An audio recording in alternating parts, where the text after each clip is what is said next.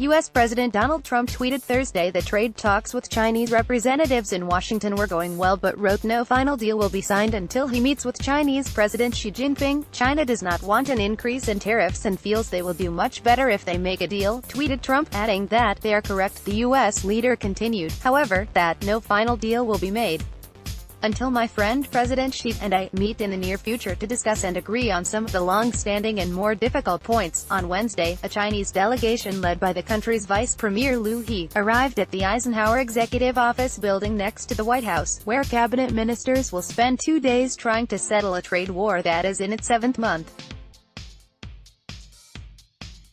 The sides are expected to discuss protection of U.S. intellectual property, the forced transfer of U.S. technology through joint ventures, and enforcement mechanisms to verify that China follows through on any promised changes.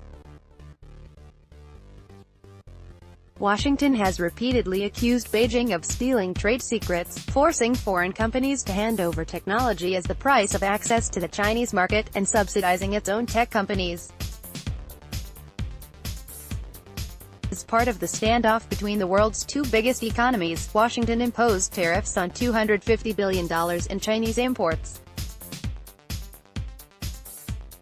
Beijing retaliated with levies on $110 billion in U.S. goods. Trump has threatened to extend the tariffs to an additional $267 billion in Chinese goods if a trade deal is not reached by the March 1 deadline.